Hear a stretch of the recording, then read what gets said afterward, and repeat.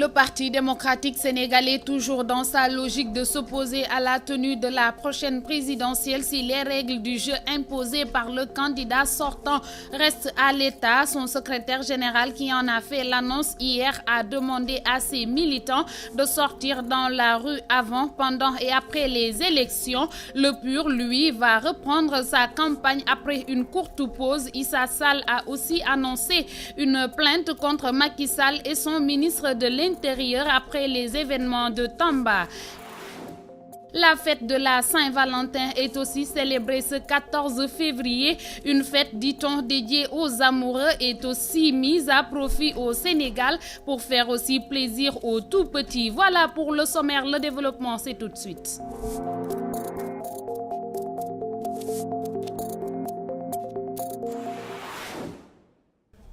Mesdames et messieurs, bonjour et merci de nous rester fidèles. Nous ouvrons ce journal de la mi-journée avec le Parti démocratique sénégalais qui reste sur sa position de s'opposer à la tenue de la présidentielle du 24 février prochain si les règles du jeu imposées par Macky Sall restent à l'état. Selon son secrétaire général, Maître Abdoulaye Wade en a fait la demande à ses militants et leur a indiqué de sortir dans la rue avant, pendant et après les élections, mais sans violence. Le PDS a tenu hier sa réunion de son comité directeur en présence de Amadou Mahtar Ndiaye.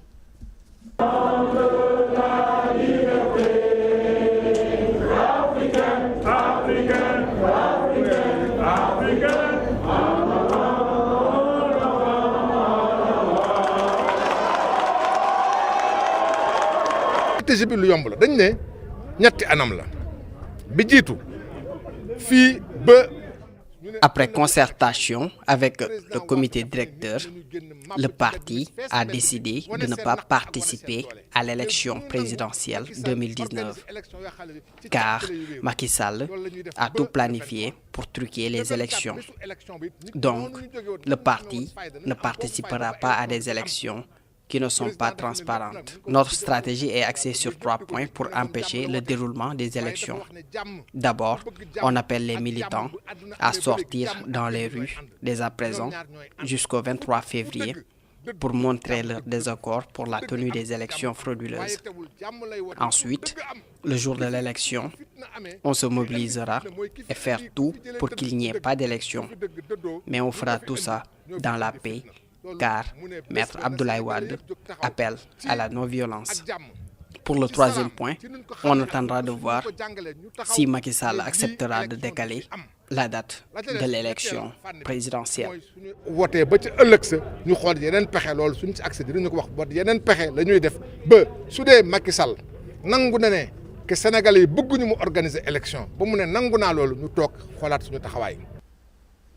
Amadou Mahtar Ndiaye, merci à vous. Nouvelle disposition du ministre en charge de la sécurité publique qui a réagi et a décidé de prendre désormais en main la sécurité des candidats pour le reste de la campagne.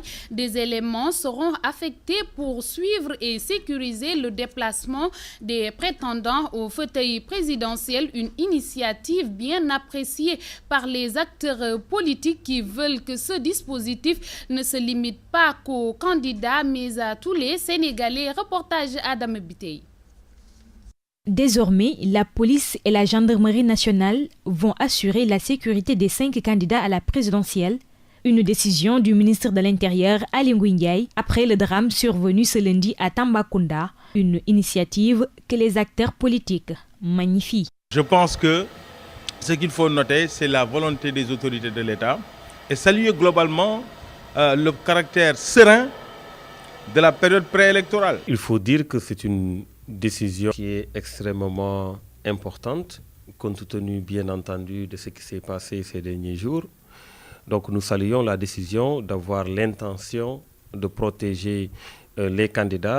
Ce sont des dispositions qui ont été prises depuis le début de la campagne et maintenant, il s'agit du renforcement pour éviter les affrontements, affirme le porte-parole, voire le patron de la cellule de communication du candidat de Benno Bokk Yakaar. Ce n'est pas quelque chose de nouveau, il avait déjà fait des efforts en début de campagne. Cela ne fait que conforter ce que nous avions dit un peu plus tôt, qui est de savoir que l'État du Sénégal a des institutions solides, à même de pouvoir organiser des élections sereines, transparentes, responsables et apaisées. Toutefois, la sécurité ne doit pas se limiter aux candidats. Selon Thierno Bokoum, la campagne concerne aussi la population. Mais au-delà de tout, il faut comprendre que la sécurité lors d'une campagne électorale concerne non seulement le candidat, ça concerne également les caravanes, ça concerne les meetings, ça concerne les rassemblements, ça concerne les habitants même le plus souvent. Donc la sécurité devrait pouvoir s'étendre au-delà des candidats. Ainsi, ces acteurs trouvent qu'il n'est jamais trop tard pour faire de bonnes actions. À cet effet, des dispositions sont prises pour renforcer la sécurité des candidats afin qu'ils puissent poursuivre convenablement leur campagne dans l'optique d'un scrutin apaisé. Adama Biteye, l'Église et les imams, après pourtant avoir tiré sur l'alarme, reviennent à la charge pour alerter suite aux échauffourées de Tambacounda. Selon ces régulateurs sociaux, l'islam et le christianisme sont pourtant clairs là-dessus.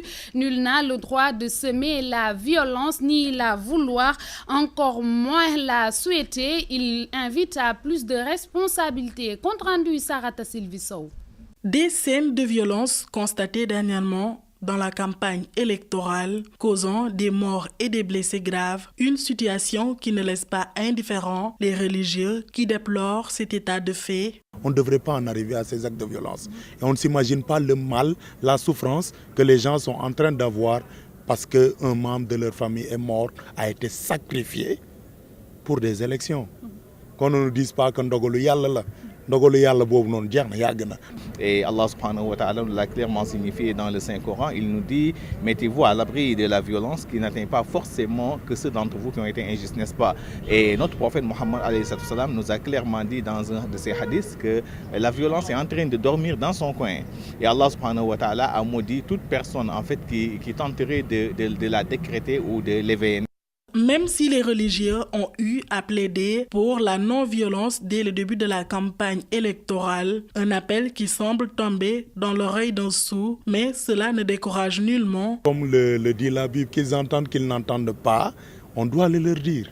Voilà, qu'ils n'entendent pas, ça veut dire qu'ils n'acceptent pas nos suggestions et nos recommandations, on doit quand même le leur dire. Pour qu'à l'avenir, qu'ils sachent qu'au moins, que tous les Sénégalais, à travers leur guide religieux, leur ont demandé de ne pas pratiquer la violence, de ne même pas la vouloir, de ne pas la souhaiter. Toujours prêcher, encore prêcher pour un apaisement et inciter les candidats à se respecter pour un déroulement normal de la campagne et même du scrutin. Oui, nos acteurs politiques doivent savoir d'abord qu'ils sont d'abord des adversaires politiques et non des ennemis. Et en matière d'adversité, il faut respecter quand même l'adversaire pour qu'il y ait en fait un fair play, n'est-ce pas? Une invite est également faite aux candidats pour des messages de paix. Vraiment qu'ils apaisent les cœurs. Même dans leur discours, qu'on essaie vraiment de trouver des mots beaucoup plus paisibles. À quelques jours de l'élection, tous conscients du danger que l'insécurité peut causer, imams et abbés appellent encore au calme et à la retenue pour éviter le chaos dans ce pays dit démocratique.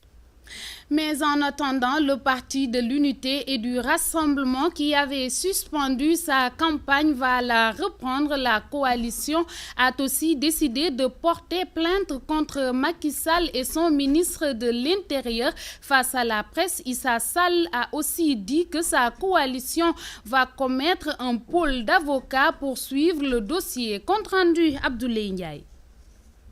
Après les incidents notés ces derniers jours dans la campagne électorale, le candidat du PUR est sorti de son mutisme. Professeur Issa Sall déclarait la lanterne de l'opinion nationale et internationale sur l'origine des faits. Nous pensions qu'ils étaient là pour nous protéger.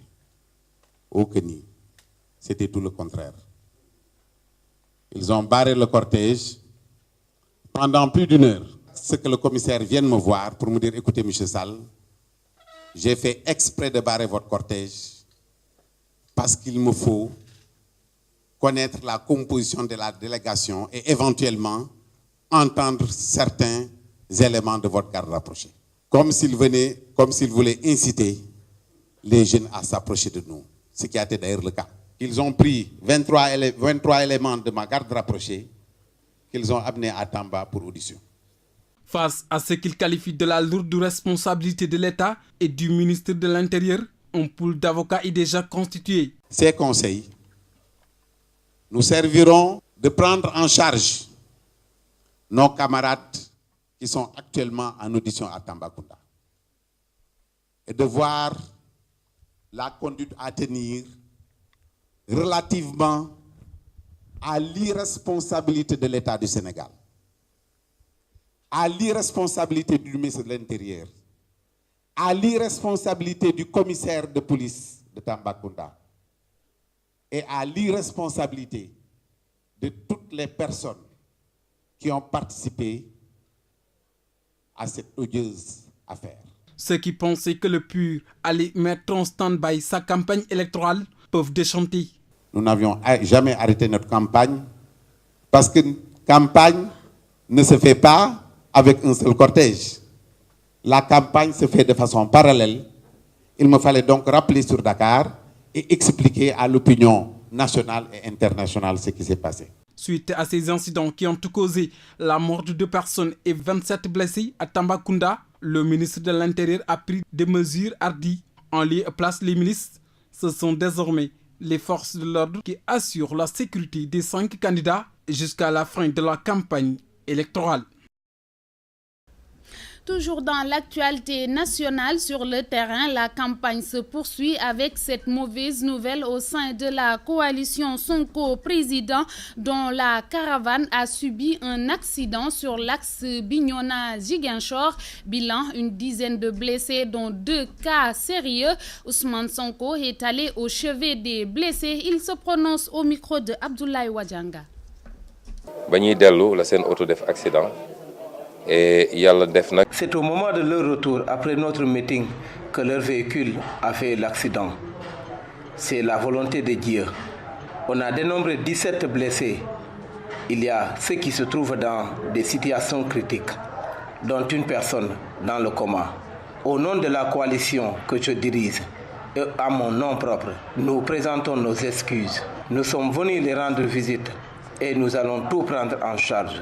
Pour le moment, nous attendons le diagnostic des médecins et s'il y a nécessité d'évacuation, nous allons prendre tout en charge. Une fois encore, nous présentons nos excuses aux blessés, aux familles des blessés, aux populations de Kataba.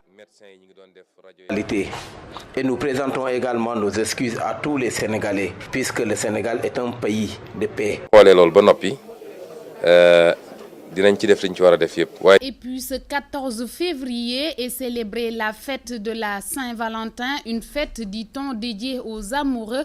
Au Sénégal, l'occasion est mise à profit par les amoureux mariés comme célibataires de se faire de petits cadeaux pour chérir et aussi témoigner l'amour que l'un a pour l'autre. D'autres aussi saisissent le prétexte pour donner des cadeaux à leurs enfants. Suivons justement le reportage sur le sujet que nous propose Aïda Mbernias et Ndiagasso.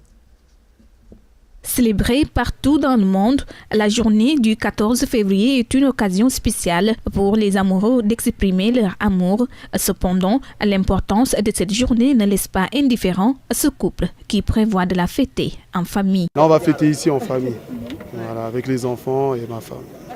Voilà. C'est un beau jour quand même. Hein. Ouais, en plus, c'est l'anniversaire de notre fille. Ça fait 2 cadeaux.